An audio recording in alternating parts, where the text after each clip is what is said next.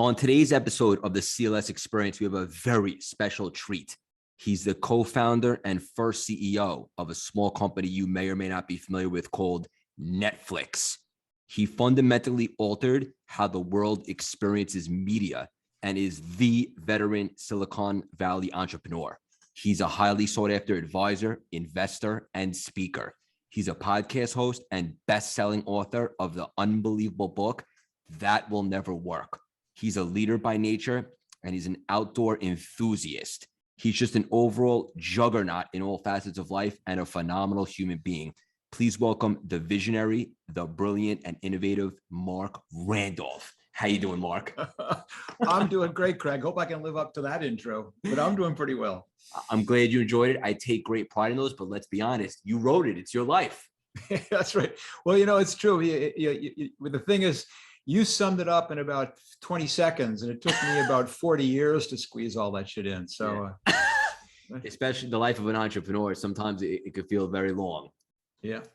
See, I say it's very similar. It's like I was a geology major, and so basically it's like erosion, which is that 99% of the progress takes place in about 1% of the time. So there's these long periods where you're doing stuff and you're going, "What am I doing?" And all of a sudden things break through, and you go, "Wow, okay, that was interesting."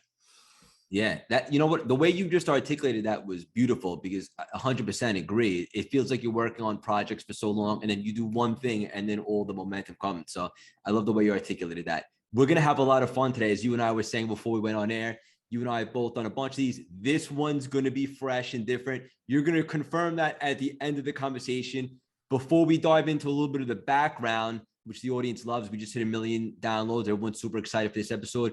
We're going to start off, have a little fun, and get a little weird. You ready to get weird, Marc? Well, maybe not, but okay, let's see what happens. What is your superpower?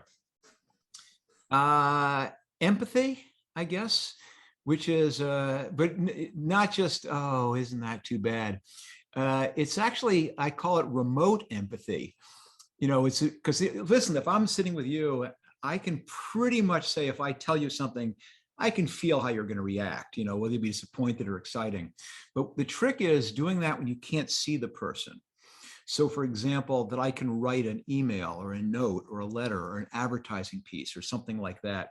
I can create a feature.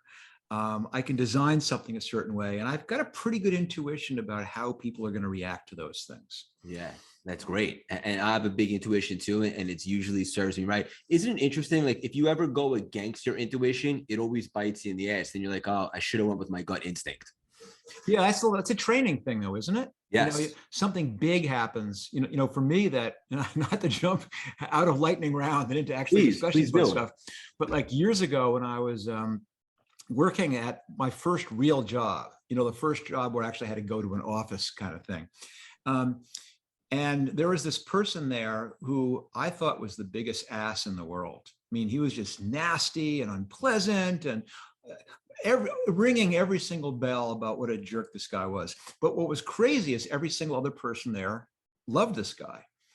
And it tormented me that why can't I get along with this guy? Why can't I see what everyone else sees in him? And didn't trust my instinct on it. And of course, the guy gets laid off or leaves like 6 months later, and everyone's going, "Oh my God, what an asshole." Of course, everyone saw the same thing. And it was that moment really for me where I went, wow, I guess, this sense about people in this case is, I can trust it. Yeah. And I think ever since then, I've kind of been able to say, whatever, I'm going to go with my gut. Yeah, that's really special. And thank you for sharing that, because that builds self-trust, right? When you realize I was right about that particular person, builds confidence in trusting your intuition moving forward. Just like you said, it's a skill to develop. Right. Yeah. I love that. Marc, what's something weird about you that a lot of people might not know? What is something weird? I mean, I'm pretty superficially, I don't hide my weirdness. Same. So the tricky part is that people don't know. No, I can't think of one. I don't know what's weird about the people don't know. Maybe we'll circle back to that one. And let me chew on that one for a little bit. No problem.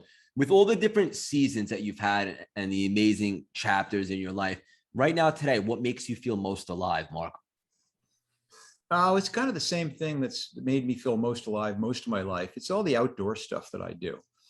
I mean, I'm drawn to, I guess you call them adventure sports, but things like backcountry skiing or mountain biking or surfing or whitewater kayaking. Basically, anything that takes place outside where there's the possibility you're going to end up in a hospital. Wow. There's this sense of like being in the moment when you're doing those things. Sure. And that by far is the most thrilling thing for me. Yeah. And I'm smiling from ear to ear because you remind me of a friend of mine who I had on the podcast a couple of weeks back, Joe DeSenya, the founder of Spartan, who's out of his mind in the best way possible. Have you ever done a Spartan event? I never have. No, I'm tempted. It looks like it'd be so much fun. And basically it's suffering, but suffering's the wrong word. It's what they call type 2 fun. In other words, it's not fun in the moment. It's fun in retrospect. That's right. And that's how I'm going to feel this Sunday, God willing, with the marathon. When you're going through that voluntary hell, it's just that. It feels like hell. But after, you have a new point of reference, and it's something you can kind of tap into for the rest of your life. Level 2 fun. Is that how you described it? Type 2 fun. Type 2 fun. I love that. It's a big part of mountaineering. It's a big part of most things like that. Yeah. Like when because you suffer for a long time. In some mountains, you'll suffer for days. Yeah. But you're doing it because it's so cool, but it's so cool. Really, really hard. Yeah, it is. And it's a really interesting thing because a lot of things like that, and marathon running is exactly the same thing. Yeah. You're going to, especially at the level of being reasonably competitive about it, you're going to suffer for, 3 hours, 3.5 hours. And that's part of it. But when you finish, you go, gosh, that was awesome. Awesome. And it's a cool thing because I have 3 kids. And one of the things you kind of desperately want is for your kids to be exposed to and potentially love doing that sort of thing. But type 2 fun is a really hard thing for kids. They don't like being uncomfortable. That's and right. So you've got to little by little expose them to that. That's right. Do things like do something short that's like 5 minutes of unpleasantness and then some reward, and then 10 minutes and then an hour, and then if you're lucky, all of a sudden you go, no, my kids totally get this. And it scales to life too, because a lot of what you accomplish in life is type 2 things, which are greatly unpleasant in the doing, but they're necessary to achieve some things which give you tremendous fulfillment or satisfaction in. So beautiful, just gripping. And also, like, that's part of the journey, right? Because it's so challenging that it makes the reward so special. And in regards to the kids, all you got to do is take away their phone and tell them they can get it back after they go skiing in the mountains, and be the first one there, right? Yeah. Or M&Ms. I find that M&Ms are an incredibly powerful motivating force for little kids. Understood. I'm really curious to hear your answer to this one. I love to pick the brains of some of the world's greatest like you, and everyone has a different answer. What's your definition of success, Marc? That's a good one. I've thought about that a lot. I'll give you a couple of them. Sure. I'm still figuring out what the right one is. I mean, one thing that I've always said was success was figuring out what you're good at and figuring out what you enjoy. And success is if you get to do those things. If you manage to put yourself into a position where you get to spend your life doing something you're good at and that you really like. Wow. That's success, regardless of what it leads to. That's secondary. But generally, of course, if you find something you're good at and you really love doing, it usually does lead to being successful using the external definitions of it. But it can't be the point. The point should be that first one. But I've slightly modified that definition of success because what I've been working toward my whole life is more about balance, I guess, is kind of the term everyone uses for that, which is how do you accomplish a lot without sacrificing the other things which are fundamentally or equal to or even more important than the things you're spending your day on. Yeah. And, in my case, certainly all the stuff that I described that I love doing, the climbing and the backcountry skiing and the mountain biking and all that, that's not stuff you squeeze in between 2 phone calls during the day. You've got to really figure out how to arrange a life that allows you to do that. And then I'm cursed by the fact that the thing that I love doing and that I'm good at happens to be startups. And that's another thing which is not something you can do part-time. That ends up being something you think about 7 days a week, 24 hours a day. And then the third part, cursed, by the way, also. Yeah. The third part is that, I'm, like I mentioned a second ago, I have 3 kids, I'm married, and you want to be present for that. That's it's not fair to it's not fair to my wife for her to get leftover time or something like that. No, so you've got to build this life that allows you to do those 3 things, which is do the thing that you're good at and that you love doing, which for me is the startup game. I love that. Yeah. But also leave room to be able to do the thing makes you whole. Or I think the term you used was makes you alive. I'm not sure. Yes. That makes it that part, and have the time to spend with the people who are important to you in your life. So now when I look back about what success means, I mean, listen, I've started 7 companies, 2 of them. No big deal. 2 of them were $1 billion plus companies, 3 IPOs, all the externality excess stuff. Yeah. But that's not the thing that I claim for success. My feeling that I'm successful is because I was able to do those things while being able to get out and ski and bike and surf my whole life, and staying married to the same woman the whole time, and having my kids grow up knowing me and best as I can tell liking me. Yeah, that's success. Yeah, and to be honest with you, I've interviewed some of the all-time greats on this show, and I think that's my favorite answer for what is the definition of success. First of all, kudos to you in regards to your relationship, because this day and age you're bucking trends, right? And someone recently said like divorce is hard, but you know what else is hard? Marriage. But it is. But that's a big one. Yeah, that's true. It requires effort. It is. And the thing isn't like, listen, the wisdom here is basically, if you don't know what you want, the odds of you getting it are extremely slim. Zero. And at the very beginning, I said, here is what I want. I can't have that entrepreneurship stuff. I can't help. I'm just, that's the addiction. I'm just drawn to that. Yeah. And I love it.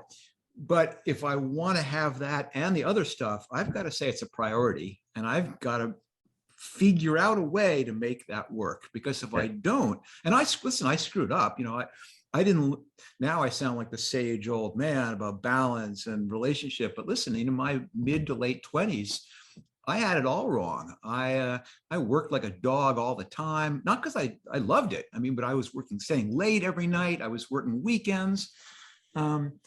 And it's luckily, I had that moment of clarity that this was leading me in a really bad direction. Yeah. I was getting, it was a magazine called Outside Magazine. And I had to cancel my subscription back then because I was too painful. And then I was like, what am I doing? This is nuts. So I didn't figure that shit out until I was in my late 20s. Yeah. But that was enough time. That still gave me 30 more years of getting it right. Yeah. And I have a feeling you're just getting warmed up. But to be honest with you, this is just dynamite. Like so many things. And you never want to be the smartest guy in the room. And let me just be clear to the million subscribers on our podcast. I'm not the smartest guy in the room right now. This is great. I love to be able to get access and get the audience access to you. But something else you said in the beginning in regards to success is find something that you're really good at, and then find something that you love. And I needed to hear that at the exact right moment, because I left Wall Street after 11 years to pursue what I'm doing now, which is personal development. Now we have one of the top 5 business podcasts on the planet, the coaching, the inspirational speaking, and all that, because I was having success from a monetary point, but that's not really success because I was miserable. So I found what I'm good at, which is to communicate, inspire, and what I love, which is personal development. And I married them. And people always ask me, like, how did I make that pivot? But you just helped me articulate exactly what I did. So thank you for that. Oh, it's my pleasure. It's funny. I spend so much. Wall Street is particularly addictive. Yeah. Because first of all, usually it's financially lucrative, and so many people have had that drummed into them. Yep. That this money is the metric for happiness, and so if I have more money, I'll be more happy. And the other one is that that there's the social validation for that. I mean, you go home and tell your parents, "Hey, I'm going to get a job on Wall Street." They go, "Oh, good for you." So true. You go, "Mom, I'm moving to San Francisco to live 6 to an apartment and eat ramen." It's not quite the same reaction. Yeah. That's a great point. That really is. And we're going to jump around a little bit. You actually grew up in New York, right? I did. I grew up in Chappaqua, so up in Westchester. Yeah. So for people in the city, that's like upstate. For people upstate, that's the city. It's kind of the land that time forgot. Yeah. Interestingly enough, I went to college at the University of Hartford. I know you have an interesting story about the University of Hartford, Hartford, Connecticcut. I do. That's right. I learned a lot in Hartford. Tell us that story. Not the university. So, not surprisingly, when I was in school, in college, I'd spend my summers in the mountains, and more specifically, I would lead these trips. I worked for a school called the National Outdoor Leadership School, taking people out into the wilderness. Then one month every summer, I'd work for a different organization in Connecticut called the Wilderness School, which took, there's the euphemism, I guess, troubled youth or adjudicated youth. There's all kinds of terms for it. Hoods in the woods is what we called it. We were taking kids from tough backgrounds and bringing them up in the mountains to help them be disoriented, feel I can't do this. And then you show them, no, you can do this. You can rappel down a cliff. You can canoe a river. Anyway, that's the setup for the story. So to give us the right training, they wanted us to feel like what it was like being that disoriented. Now, they couldn't take us to the woods because that wasn't disorienting at all. And so it led to me being one sunny afternoon, stepping out of a van at about 11 in the morning with no watch, no wallet, no ID, no money, no nothing except the promise they'd come back and pick me up in 3 days. And I had to do this urban survival in Hartford, Connecticut. And I was on my own. I had to figure out. To the audience, just to check for a second, it's not the safest area. No, especially when I did this, which is like back in the late 70s, maybe the early 80s. Yeah, late 70s. So it was a little bit different back then. So I gotta find a place to sleep. I've got to find, shelter. I've got to find something to eat. And the eating part was the problem. Listen, I was a teenager. I was asking my teenager, I guess. And so, my caloric requirements were pretty substantial. So after about a day of not eating anything, I got pretty desperate. I got to get some food. And so my solution was, I'm just going to panhandle. I'll just beg for money. How hard could that be? And the answer is, it was incredibly hard. There was something about approaching a stranger and putting your hand out and asking for money. In other words, give me money. I have nothing to give you. Yeah. And it took me hours just to get the nerve up to finally do it. And then I finally was able to do it. And of course, nothing happens. They walk right past you or they say no. And it took even more time to finally figure out a way to actually get someone to give me money. And I did. I panhandled for almost the entire day. I probably earned $4, but it was enough to buy me something to eat. But it was this incredible lesson in humility. It was this incredible lesson in asking. And for me, what I found worked was basically being honest. None of this crap about I lost my wallet, or it was just going up to someone and saying, I'm hungry. because they could see it in your face. They could hear it in your voice. It was genuine. And getting over the hump of putting your hand out and saying, I need money for food, was brutal, but it made what came afterwards, asking for $25,000 or $250,000 or $25 million, which I've had to do on occasion, easy by comparison. Yeah, sure. And that's why I like the marathon, because being able to tap back into it as a point of reference for other situations in life, not just physical fitness, but you're just, I got to tell you, I have to acknowledge you, you're a gifted storyteller. And like, when you speak, like it's just so much wisdom, and not, I'm sure I'm not the first person to tell you this, but not every entrepreneur that has experience and wisdom is a good teacher. But like, that story was so valuable, and I understand how it's applicable to other situations. Yeah, it's funny, the teaching thing, I've been doing teaching. I've been teaching for a long time.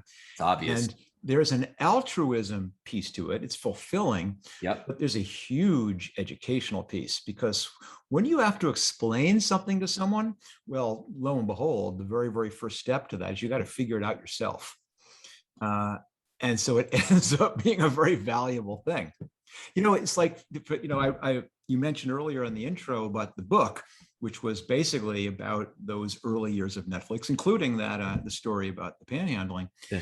But I wrote that book, 16 years after I left Netflix, because it took me 16 years to figure out, what did I do? To be able to teach some of those lessons about what really worked, I had to understand them.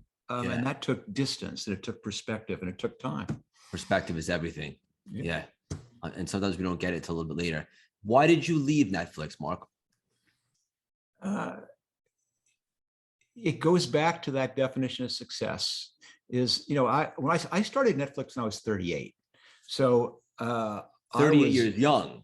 38 years young. Yeah, ages ago. But so, and when we started, of course, Netflix was a startup. It was nothing. It was a dozen of us in this old bank building with filthy green carpet. And we used to store the movies in the safe. I mean, it was a startup. And as I explained, I love that. I love that process of creating something from nothing, of sitting around that table with really smart people and solving these really interesting problems. And Netflix was my baby. I would do anything to fight those battles and right those wrongs. But now we're 6 years in, now we're 7 years in, and Netflix is becoming successful. We'd had our IPO, so we had the resources. We now had we're reputable, so we had this ability to hire these amazing people. And it began to dawn on me that I still loved the company, but I didn't really love what I was doing. It wasn't a startup anymore. And anyone who's been through those two different scale sizes know they're different. They're different problems. Sure. They're different managerial challenges. Things happen at a different pace. And even more telling, I wasn't very good at it. I'm a really good startup manager, great startup leader. I'm a mediocre to poor at those things when the companies get larger. And I was old enough to recognize I'm neither good at it, nor am I really enjoying it. And so is success staying here and making a big salary? And no, success is the ability to do these things you want. And I can do what I want. Yeah. And what I want to do is start another company. Yeah, and good for you. And it's very obvious, like when you're just speaking right now, like the passion is seeping through when you're on the come up, right? When you're on the journey of creating and making a splash. And I don't, just to give you some credit, I don't think it was that you're poor after it gets to a certain point, but maybe you're just less interested because some of the exhilarating aspect of it is in the beginning stages. When you left at that point, how many subscribers did Netflix have? Oh my, 20 million. Oh, it did. Million, 15 million. Yeah. I mean, we were maybe not that big, but somewhere in that range. But I mean, we had made the big leap, which is kind of finding the repeatable and scalable business model at about a year and a half in. So we started in April of 1998. Mm-hmm. It took us a year and a half of flailing, of trying everything we could, the fun years of trying everything we could before we finally landed on the business model that actually worked. And then it was scaling. See, this is juicy. This is some juicy stuff right here. Yeah, and that was exciting. But the thing is, scale. Listen, looking for repeatable and scalable is awesome. Yeah. Repeating and scaling, some people love that. That's not me. Yeah. So of the 20 million that were subscribers when you left, how many of those do you think were actually paying for it? Oh, you asked subscribers. We had probably 50 million users. Yes, yes. But that's okay. I've always had this principle, and from the very beginning was you'd much rather make it easy for people who are honest, than make it difficult for everybody to try and catch the ones who are dishonest. Yeah. And so we've always had built this system to make it easy to scam us, because the exact same things you do to make it easy to scam you, make it easy for the real customers. And I've always believed the real customers is by far the large proportion of who your customers are, the good people. Yeah, I love that. When you I'm very trusting. I probably wouldn't last long in New York, but I'm trusting. You know what? So am I. And sometimes I say it's my biggest flaw. I guess it's a gift and a curse, but it is what it is. I sleep at night. But I'm glad that you said that. And also, I wanted to ask you, when you first started and you were in those infantile stages, in the beginning, when it took a year and a half, what was your mission statement in the beginning? What did you see what this thing could be? What did you guys want it to be? Well, it's kind of funny because now, of course, Netflix is this crazy, huge company. It's in every country, and they make their own TV shows and do their own movies. And you've got Netflix and chill, and I never saw that coming. But you never see any of it coming. Netflix and chill. You can't make that up.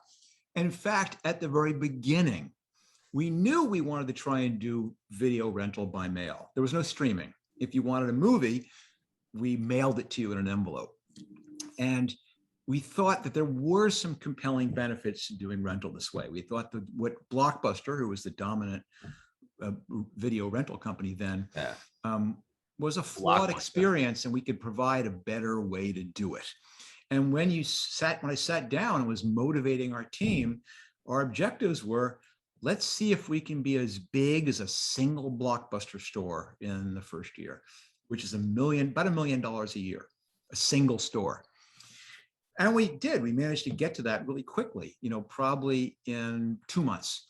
Wow. But then you go, oh, look at us. And then you go, how many Blockbuster stores? There's 9,000 of them. Blockbuster does $6 billion a year. And we're like patting ourselves in the back because we're doing $1 million a year. Yeah. So you've got to revise it. So you go, okay, now we want to try and be one of the top 10 video chains. Yeah, and you get into the top 10. That's pretty cool, but Blockbuster is still way up there on that peak, miles away, surrounded by clouds, Mount Olympus. In other words, if you set these goals from the beginning, here's what we want to become, you'd be committed. It's just ridiculous. Yeah. And so you need to set something which is achievable, but still hard, and then keep moving the goal, as long as the guiding principle stays the same. Yeah. That if you say the reason we exist is to be as big as a single, that doesn't motivate anybody. It's a good measurement. Sure. It's a good way to say you want to get to.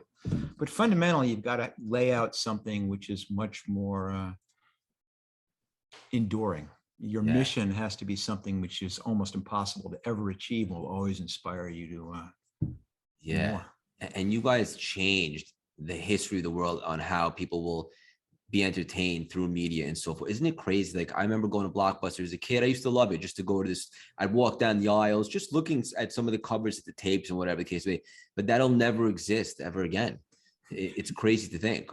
Isn't that amazing? And it's not just the fact that we've changed the way people rent and consume. We've changed the way stuff gets made. That's right. And that's really dramatic. Because listen, if you remember the Blockbuster, you certainly also remember when you used to watch TV. Yes. And all the shows were 30 minutes long. But wait, they're not 30 minutes long. They're 22 minutes long because you've got to leave room for the commercials. And because as the commercial breaks, each of your little segments has to be a nice, neat 3 to 4 minutes long. It can only be one little story arc. You've got to spend time at the beginning of the episode reciting what happened last week so people know what's going on. You've got to end the episode with a cliffhanger so you tune in the next. I mean, it's this totally artificial storytelling construct. Yeah. And once Netflix started streaming and opened up that you can, why does it have to be 30 minutes?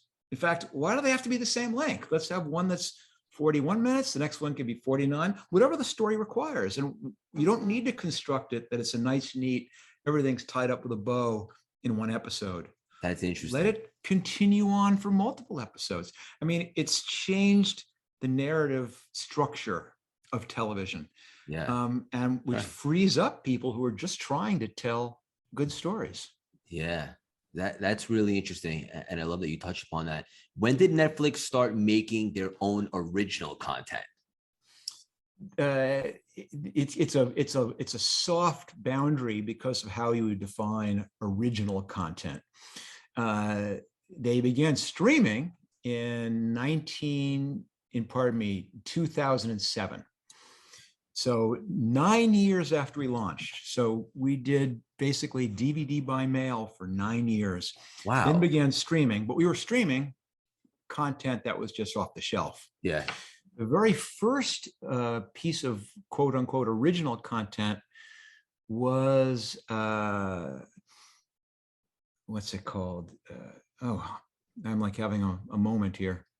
Anyway, it was original, but it wasn't original. It was something that had been created by someone, just hadn't been shown in a theater or shown on television. And Netflix bought Lillehammer.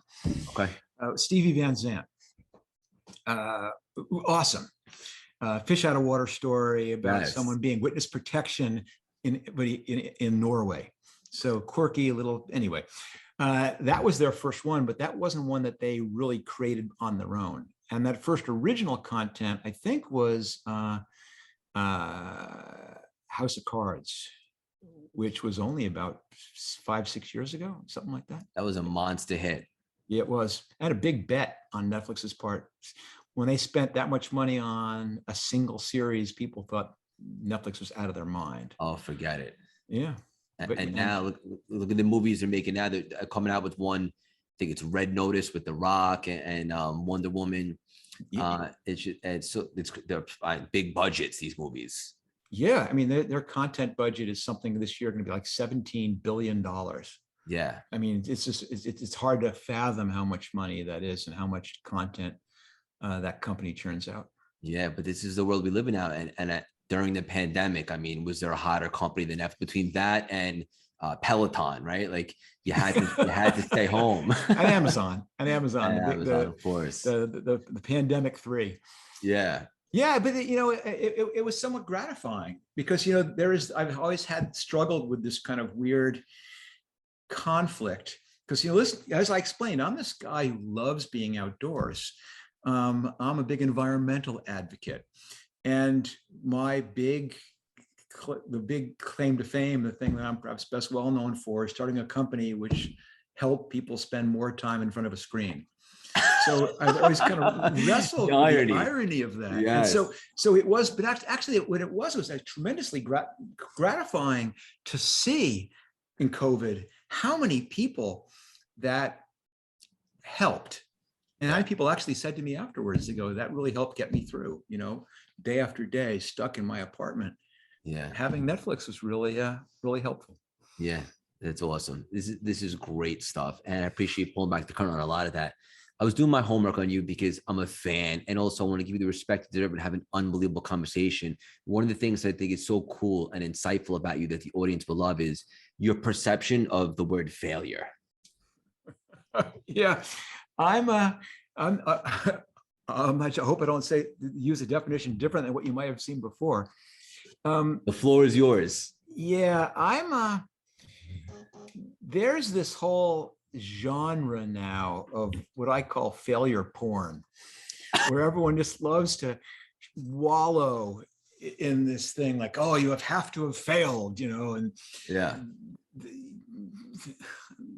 no, I mean, because what it makes it sound like it's something that you want to have happen. And no, you never want to have that happen. You fight till the end to not have there be a failure. Of course. But what cuts against that is, listen, I do a lot of coaching of early stage entrepreneurs. My podcast, also called That Will Never Work, is not interviewing people. It's me working live with early stage entrepreneurs. So and you can find that on anywhere you listen to podcasts, right? Yeah, there you go. I could anywhere listen to podcasts. But anyway, I've had a ton of experience with this, and most people who struggle to start. And they struggle to start because they're scared, and they're scared of it failing. They're scared of trying something that may not work. They're trying to testing something. And that's the type of failure that you don't want to be scared of. Because if you have an idea, and listen, everyone's got an idea, the idea is bad. I can tell telepathically that the idea that each of the listeners has right now is a bad idea, because they're all bad ideas. They're just starting points. And the only way that you figure out why it's a bad idea is by colliding that idea with reality and learning what the flaws are, which is, if you want to call it that, is failing. And you've got to be willing to do that, to recognize I'm going to try something that's not going to work. And you do it small. I mean, you don't do a Quibi style, full speed ahead with billions of dollars. You figure out how I can test something or make something or build something at a small enough scale that the consequences of it not working are not bad at all. In fact, they're very positive, because you've learned something. You've informed yourself about your customer, about your product, about the market, about the problem you're solving. Yeah. That's the type of failure that I'm in favor of. Understood. If you're scared to start, well, then you're never going to start. Yeah. I love this. And it's all about perception, right? Like failing, I know it's become trendy. Like you ain't cool unless you fail, but failing is just a part of the process. If you're going to take a real shot at something and do something big where it's unknown, so to speak, sometimes it happens, but then we learn, so to speak. And what I love about you, besides the obvious, is you're very scrappy and gritty. Yeah. I am the master of half-assed, which is it's just how you get a lot of stuff done. Is you can't be a perfectionist, because it's a perfect metaphor. I mean, listen, I believe really that anybody can do this, that this is not a magical skill. That said, there's some things that I'm naturally good at. And one of them is that the real skill these days is not how good your idea is. Because again, all the ideas are bad. The skill is how clever you are about figuring out a way to do something crappy, cheap, half-assed. Not because you want it to be bad, because you want it to be quick. Yeah. Because you want it to be easy. And oh, okay, I can do. There's a story about this. Yes. So I mentioned that we started in 1998, and I had this great idea. Craig, imagine this: video rental by mail. And everybody had the exact same reaction, which is, that will never work. That's the stupidest idea. There's blockbusters in every corner. It's just a matter of time. Everyone's going to be downloading or streaming. It's ridiculous. Investors said that, employees said that, my wife said that, universal. And lo and behold, we launched April 1998, and turns out they're right. It was a terrible idea. It didn't work. And it took a year and a half of trying one thing after another, just desperately trying to figure out something we could do that would get people to want to rent movies and actually pay us for it. And it wasn't because I lacked ideas. At the beginning, I had tons of ideas about things we could try. The problem was, back then I was a bit of a perfectionist. So I would do these I'm tests. a recovering one as well. Yeah, which are works of art. I mean, Yes. we'd commission custom photography. We would all argue over every last word of copy. We would hire a copy editor. We would check every link. We would stress test. We'd take us a month. And then we'd launch this test and it wouldn't work. And we go, shit, we just wasted a month. All right, faster. And we do a test in 2 weeks and that would fail. Then we do it in a week and then we do a test every other day and then a test every day. And then pretty soon, about a year in, we're testing like 3 or 4 things every single day. And the point is that things are getting pretty sloppy because now we have the wrong image or the image still has the watermark or there's misspellings and there's typos and there's dead links and the site would crash. But the point is that it didn't make a difference. That no matter how bad these tests were, it didn't make a difference because if it was a bad idea we were testing, having the work of art test wasn't going to make it a good idea. Sure. But if it was a good idea, then it didn't make a difference how poorly implemented because customers would immediately like raise their hands and they'd shine spotlights on it and they'd call us up or they'd reboot the site or they'd come knocking on the door. It was so immediately apparent we'd stumble on something. And this insight was where that came from for me, that it was not about having good ideas, that success was how many bad ideas you could try, was building this culture and this system and this process for trying lots of bad ideas. Because I realized that success is proportionate to how many things you try. And the number of things you try is proportionate to how quick and cheap and easy you can make each of those tries. Yeah. So that's what we try to like. That's what we call gold. And again, thank you for getting all this access from you, one of the world's greatest pioneers. This is just great stuff. I want to ask you, a lot of big entrepreneurs listen to this show and so forth, and we've had some of the most successful on. I know they're fans. If people wanted to, how can they work with you, Marc? Believe it or not, I love doing that. I still do work with people. I mean, and there's a number of ways. How do I go with this one? So when I left Netflix, which now 16 years ago, something like, about that. At that time, I said, I'm done. I'm still an entrepreneur, but I can't start another company.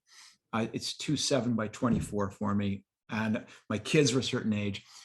But listen, you can just as soon walk away from that as you can stop breathing. You know, you can last for 4 minutes or 5 minutes and then you're back right in it. So I knew I needed some way to quench my methadone, so to speak. I needed a way to curb my addiction. And what I came up with was basically this mentoring that I do, but not advisory board stuff, not casual, but deep mentoring, where I actually spend the time learning about a company, learning who the founders are, learning who their team is, their product, their market, their category, their technology, enough that when I go in and spend time, I can really engage. It's not superficial. I'm really get to really quench that entrepreneurial need of mine. But then I get to go home at 5 o'clock and they can stay up all night worrying about their business. And I still do that. I still have a handful of people that I mentor, that I put the time in. Obviously, it's not something you can do with a lot of teams. So I still do take people on for mentoring, but it's rare and it's kind of special. But there's other mechanisms for me to help people. One is the podcast, and that probably is great in 2 dimensions. One is apply to be on the podcast. And what you'll do is get the exact same thing you'd get if you sat down with me for an hour. I'll do some research in advance. We'll talk about the problem you're having, and I'll do my best to set someone on the right path. The podcast is weekly, so it's 50 people a year, so it's not bad. Or you can listen in, and essentially it's like being in the chair, although you don't get to ask the questions, you've got to listen. I do a lot of stuff written. People send in questions, I answer questions. People send in recording questions, I answer those. I'm doing my best. I appear at places like this. I'm trying to give people that nudge, to give people that confidence, to give people that sense that they can do working. this. Yeah. And let me just reassure you it's working. And what you do with the podcast is so innovative and it's so cool because it's like a live coaching session, essentially. Exactly what it is. And it started out, listen, everything I do, I start out quick, cheap, dirty, easy, crappy. And this was the same thing because I was trying to figure it out. And basically I started off doing these calls that I do anyway. I mean, I do 5 or 6 calls a week, 7 calls a week with entrepreneurs who are calling up an hour on the phone. And I began taping those. And I began having people listen to them, other people listen to them. And it was kind of really incredible because besides hearing the specific technical thing I was walking an entrepreneur through, it gave people the sense that they're not alone.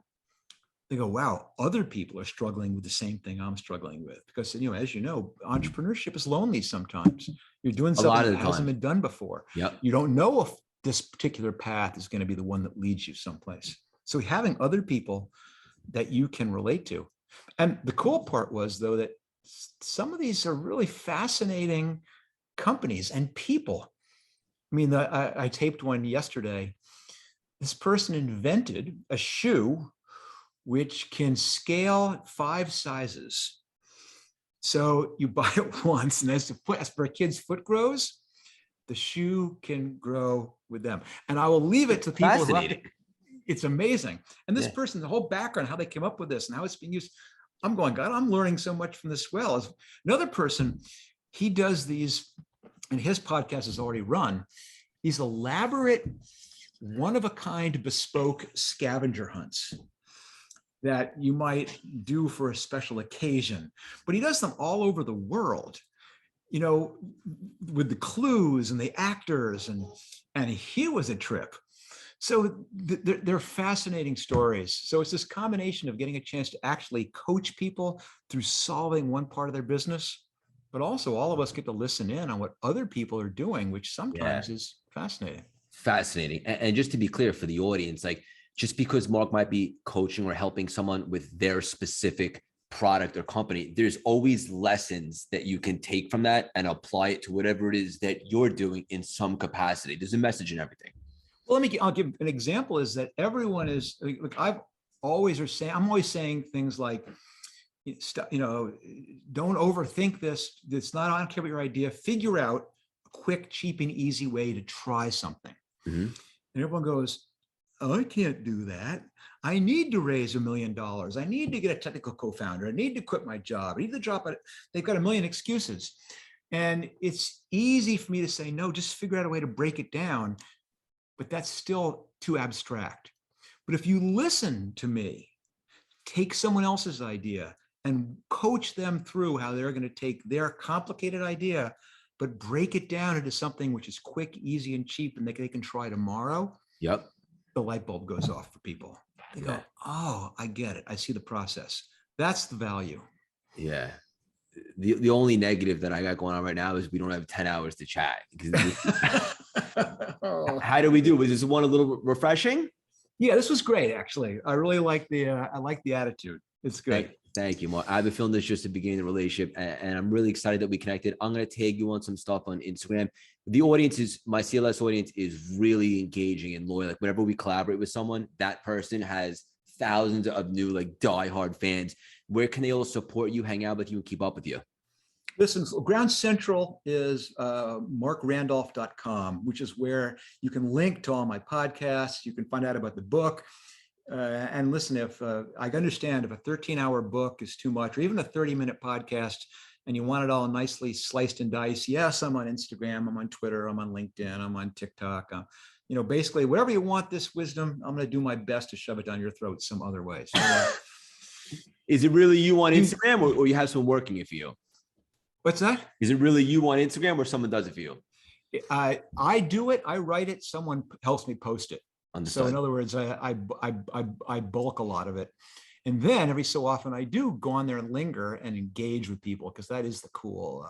Yeah, it is the cool part of it. But I don't know. Maybe you can coach me on that. It's just really overwhelming, especially when don't want to be a person who has their phone in their hand every waking moment. Yeah.